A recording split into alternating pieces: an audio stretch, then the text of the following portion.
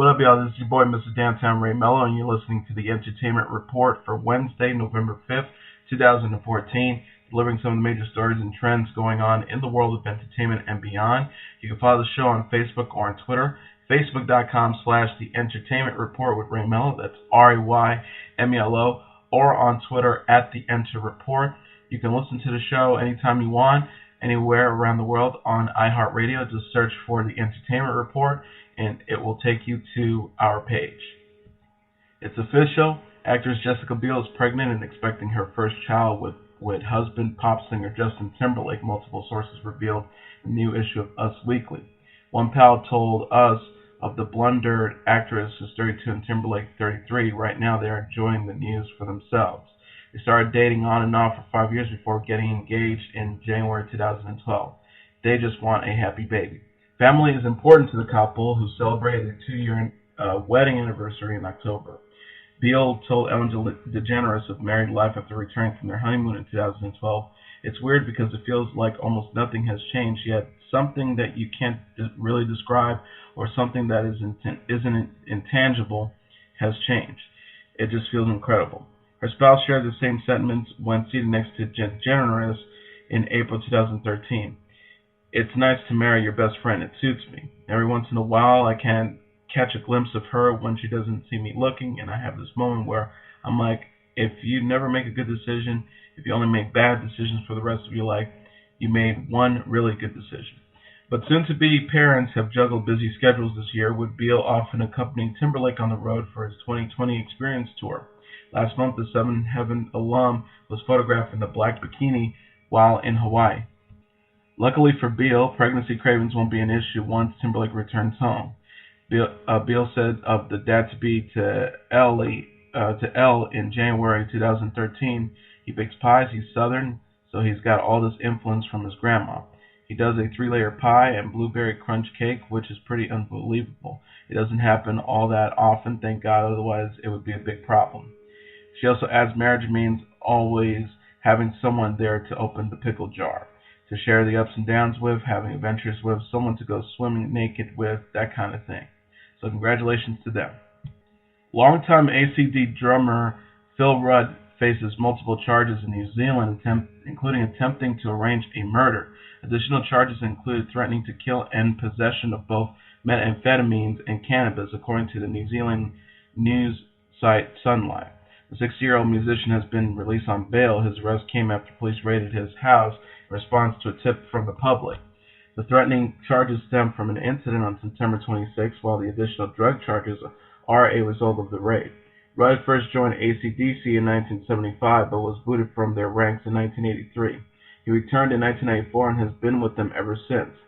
Former member and guitarist Malcolm Young left the band earlier this year after being diagnosed with dementia. AC/DC's newest album, Rocker Bus, is due out later this year. CBS was ordered to pay more than $10.4 million on Tuesday for the death of a security guard who was killed on the set of the hit procedural NCIS. Relatives of the security guard was awarded the $10.4 million judgment after suing CBS Court. The family's attorney, Brian Panish, told the Wrap that the total verdict handed down by the Los Angeles Superior Court was $10,450,000. The jury in the case awarded $4 million to the widow of Julio Valdemirone, who died at the age of 52 on the set of NCIS in Santa Clarita, California 3 years ago. Jury members additionally added $2 million to each of his 3 children, City News Service reports. Villa Marana died after being struck by a van carrying cast and crew members. The van's driver, Ralph Blunt, had passed out behind the wheel. Panish has sought an award of up to $30 million, but in closing arguments Monday, CBS attorneys said that while damages were in order, a judgment of around $2 million was more fair. Panish told the Wrap in a statement Tuesday, "The size of the verdict is a testament to what a great father and husband Julio Valdemirone was. I'm amazed CBS would fight this case all the way through trial when they admitted their employee killed an innocent person." Villamarona family sued CBS Corp and Blunt in 2012. Prior to going to trial, both sides agreed to Blunt's negligence and that the family should receive $450,000 in lost wages City News Service reports. CBS had no comment for the rap. Comedy Central has canceled Artie Lange's scheduled Wednesday appearance on At Midnight following his graphic social media comments about ESPN's First Take host Carrie Champion. The sports network responded to, labeling the comedian's offensive tweets as reprehensible.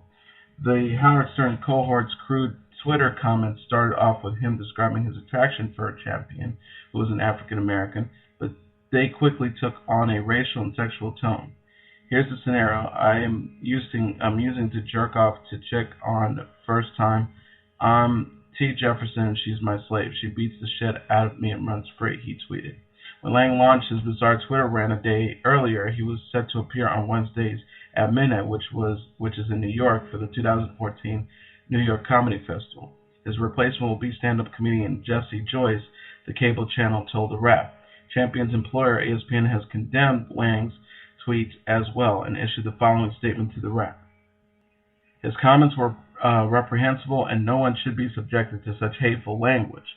They objectified and demeaned one of our valued employees under the thin guise of comedy and are offensive to all of us. We will not dignify them with any other comment. ESPN also doesn't plan on giving First Take host Champion or her two on-air colleagues Skip Bayless and Stephen A. Smith time on Thursday's show to address Lange's comments directly. But it remains to be seen that if the notorious outspoken Bayless and Smith were adhered to the ESPN guidelines. After being removed from At Midnight, Lange tweeted the following. The first tweet: if you people protest me and my career, what have you accomplished? Did you get a racist, misogynistic politician who does him real harm? Another tweet he wrote: no, you got a comedian who does tons of charity work benefiting all peoples of all kinds because of a few stupid jokes. Congrats, great day, guys.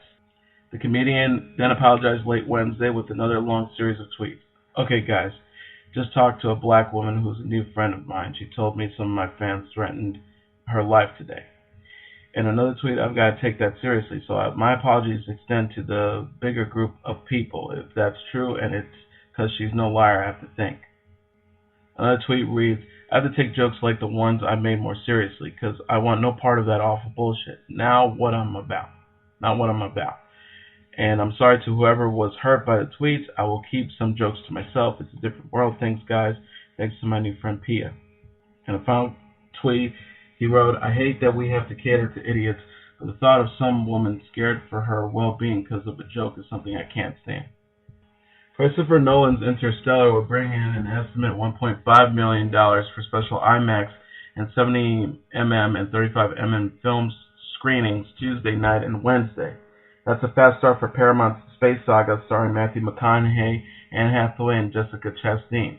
The special screenings were the idea of director Nolan, an outspoken advocate for films in an era where digital shots and projections are the rule. Nolan shot Interstellar with both 35mm anamorphic film and, as he did on the Dark Knight movie, 65mm IMAX film. Beginning at 8 p.m. Tuesday night, Interstellar screened in 77 markets on 41 IMAX screens, 10 in 7mm films, and 189 in 35mm. By Friday, it will be in roughly 3,500 theaters nationwide, 369 of which will be IMAX. Fox News may not have been on the ballot during Tuesday's midterms, but the network came away a big winner. From 10 p.m. Eastern Standard Time, when Fox co-hosts Bret Baier and Megyn Kelly were up against broadcast network coverage of the elections, Fox News channel was the number one rated news network in total, and the 25-54 demo attracted 6,607,000 viewers and 1,825,000 25 to 54 demographic viewers. Second place went to CBS's broadcast co-anchored by Scott Peely and Nora O'Donnell with 5,408,000 viewers and 1,548,000 demo viewers. Brian Williams and NBC's news coverage ranked third, drawing 4,225,000 viewers and 1,484,000 demo viewers. ABC's special coverage, anchored by George Stephanopoulos, came in fourth place, garnering 3,147,000 viewers and 1,083,000 demo viewers. CNN's coverage, co-anchored by Wolf Blitzer and Anderson Cooper, along with dozens of reporters, placed fifth with 1,936,000 viewers and 912,000 demo viewers. MSNBC special featuring Rachel McDowell, Chris Matthews, and Tom Brokaw's Phone Alarm finished last with 1,594,000 viewers and 566,000 demo viewers. For primetime, 8 to 11 p.m. Eastern Standard Time, Fox News beat CNN and MSNBC combined in viewers in the demos, 6,310,000 viewers and 1,662,000 demo viewers for Fox. Compared to the 2010 midterm elections, aka the Tea Party wave, all the cable companies were down. MSNBC lost 13% in viewers and 22% in the demos. CNN was down 13% in viewers and 12% in the demos, and Fox was down 9% in viewers and 33% in the demo. Congratulations to actor Benedict Cumberbatch. The 38-year-old Sherlock star is engaged to Sophie Hunter. The Brit actor proposed to his fiancée after reportedly flying to Edinburgh to ask her mother for Hunter's hand in marriage. Cumberbatch announced their forthcoming marriage in a paid-for announcement in the Times newspaper that read, "The engagement is announced between Benedict, son of Wanda and Timothy Cumberbatch of London, and Sophie, daughter of Catherine Hunter of Edinburgh, and Charles Hunter of London." Here's 5 things we know about Cumberbatch's fiancée. Number 1, Hunter is extremely well educated. She has a degree in modern languages from Oxford University and also attends the Jacques Lecoq School of Theatre in Paris. She can also speak French, and that's about smart. Number 2, she's in the entertainment business, just like her man. In addition to various acting roles, Hunter is an accomplished theater director. In 2007, she won the Samuel Beckett Award for writing and directing her own play, The Terrific Electric. Hunter also has worked on multiple operas. Number 3, she's co-starred with Cumberbatch, and they actually met acting in the 2009 film Burlesque Fairy Tales, an independent thriller set in 1930s theater. The lovebirds even share scenes together. Cumberbatch isn't her only A-list co-star. Hunter also appeared in Reese Witherspoon's 2004 periodic flick Vanity Fair. Number 4, she has royal connections. Hunter comes from a very distinguished family. Her late grandfather was General Sir James Michael Gow, GCB, Knight Grand Cross, Order of the Bath, who worked with Prince Henry, Duke of Gloucester in the 1950s. And number 5, she's super private. Like her husband-to-be, Hunter is very private when it comes to her personal life. In fact, the only public appearance that the duo had been ever photographed was at the 2014 French Open in Paris back in June. So congratulations to Benedict Cumberbatch. Robert Downey Jr. confirmed the happy news himself via Facebook Wednesday night. After 9 months of intensive development, Team Downey is pleased to announce our 2014 Fall-Winter project. Principal photography commenced 11/14 and will continue until she arrives. Dad, you are embarrassing me. I'm 30. This has to stop. Yep, Aubrey Roll Downey joined the party at 3:22 a.m. on November 4th. She's 7 pounds even, spawned 20 inches, and is accompanied by a variety of Susan's traits that have been seemingly overwritten by my junk DNA, he wrote. I'll post pics here and there when I'm not too busy staring. The actor, who's 49, and his wife, who's 40, has been married since August 2005. Robert announced that his third child was on the way via Twitter in July 2014. In a follow-up Facebook post, the proud Papa-to-be told his 22 million fans, "I don't know if it's a man's world, but I'm certain women run it. Susan and I are therefore delighted to announce that we're expecting a baby girl." Weeks later, he joked to E! News, "I've never had a daughter before, so I don't know what really prepares a dad. I'm asking around, but I did my part, and now I'm just going to show up and do what I'm told." The newborn joins big brother Exton Elias Downey, who was born on February 7, 2012 in L.A. The Avengers Age of Ultron star also has a son, Indio Downey, who's 21, with ex-wife Deborah Falconer. Country music's biggest stars got together in Nashville on Wednesday for the 2014 Country Music Awards, and some fan favorites won big at the star-studded event. Miranda Lambert and her husband Blake Shelton were both nominated for a parade of awards and faced off against each other in multiple categories. Both stars were up for Entertainer of the Year and Single of the Year, as well as Vocals of the Year in their respective categories. Lambert beat out her hubby for Single of the Year with her hit Automatic, also edging out big stars Luke Bryan, Keith Urban, Dierks Bentley, and Eric Church to win Album of the Year for her chart-topping Platinum. Other country crooners who took home awards included Casey Musgraves, Florida Georgia Line, and rising star Brett Eldredge. Entertainer of the Year went to Luke Bryan. The Single of the Year went to Miranda Lambert for Automatic. Album of the Year went to Miranda Lambert for her album Platinum. Song of the Year went to Casey Musgraves for her song Follow Your Arrow. Female Vocals of the Year again was Miranda Lambert.